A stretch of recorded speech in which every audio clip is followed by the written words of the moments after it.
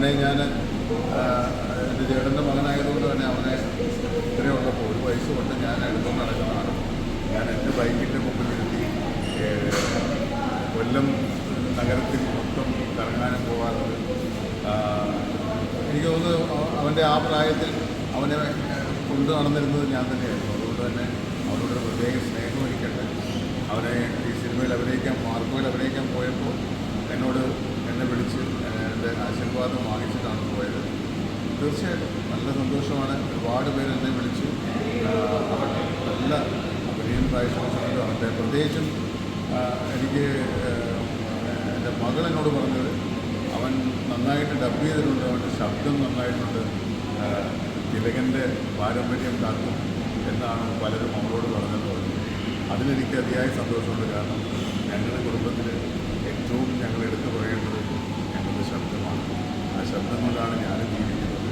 തീർച്ചയായിട്ടും ആ ശബ്ദം തന്നെയാണ് തിലകൻ എന്ന് പറയുന്ന വ്യക്തിയുടെ ഒരു ഐഡൻറ്റിറ്റി എന്ന് പറയുന്നത്. ഏതോ ഒരു ഇൻ്റർവ്യൂവിൽ അച്ഛൻ ഒരിക്കൽ പറഞ്ഞിട്ടുണ്ട്, ഈ ശബ്ദം ഇല്ലായിരുന്നെങ്കിൽ സാറ് തിലകനെന്ന് നടന്നുണ്ടാകുമായിരുന്നില്ല. ഇല്ല, ഒരിക്കലും ഉണ്ടാവില്ലായിരുന്നു എന്നാണ് അച്ഛൻ്റെ മറുപടി. അപ്പോൾ അതുകൊണ്ട് തന്നെ അഭിമന്യു എന്ന് പറയുന്നത് ഞങ്ങൾ യേശു എന്ന് വിളിക്കുന്നത്. അതായത് അച്ഛൻ്റെ പേര് കേശവനാണ്, അതിൻ്റെ ചുരുക്കം പേരാണ് കേശു. അപ്പോൾ അഭിമന്യു മാർക്കോയിൽ നല്ലൊരു കഥാപാത്രം ചെയ്തിട്ടുണ്ട്. അവന് അവയിലേക്ക് ഒരുപാട് നല്ല കഥാപാത്രങ്ങളിലേക്ക് കിട്ടട്ടെ എന്ന് ഞാനും പ്രാർത്ഥിക്കുന്നുണ്ട്. അവൻ്റെ ആദ്യത്തെ സിനിമയിൽ തന്നെ അത്തരത്തിലുള്ളൊരു പെർഫോമൻസ് കാഴ്ചവെക്കാൻ സാധിച്ചതിൽ ഞാനും ഒരുപാട് അഭിമാനിക്കുന്നു. അതുപോലെ തന്നെ അവന് അത് നന്നായിട്ട് ചെയ്യാൻ കഴിഞ്ഞതിലുള്ള സംതൃപ്തിയുമുണ്ട്. തീർച്ചയായിട്ടും അത് എന്താ പറയുക, നല്ല രീതിയിൽ തന്നെ. ഇല്ല, എനിക്ക് സിനിമ കാണാൻ പറ്റില്ല. മിനിഞ്ഞാന്നാണ് റിലീസായത്. ഞാൻ മിനിഞ്ഞാന്ന് ഷൂട്ടിങ്ങിലായിരുന്നു. അത് കഴിഞ്ഞിട്ട് ഇന്നലെ ഇങ്ങോട്ടുള്ള യാത്രയിലായിരുന്നു. കാണാൻ പറ്റില്ല. ഇന്നിപ്പോൾ മോള് കൂടി വന്നിട്ടുണ്ടപ്പോൾ ഞങ്ങൾ എല്ലാവരും കൂടി ഫാമിലിയായിട്ട് പോയിട്ട് സിനിമ ഒന്ന് കാണണം എന്നുണ്ട്. അത് ഒന്നുകിൽ പാലക്കാടോ അല്ലെങ്കിൽ എറണാകുളത്തോ എവിടെയെങ്കിലും കാണണം എന്നുള്ള കാര്യങ്ങൾ പോകും. തിലകൻ പറഞ്ഞാൽ അതുല്യ കലാകാരൻ, മക്കൾ അഭിനയത്തിലുണ്ട്, എല്ലാം ഉണ്ട്. കൊച്ചുമകനും അഭിനയത്തിലേക്ക് വന്നിരിക്കുകയാണ്.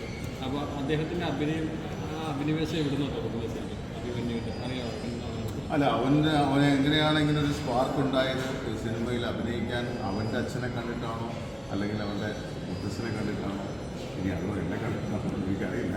പക്ഷെ അവന് അങ്ങനൊരു എൻജിനീയറിംഗ് പഠിക്കുന്ന സമയത്തൊന്നും അങ്ങനൊരു താല്പര്യമുള്ളതായിട്ട് ആ സമയത്ത് അറിയില്ല.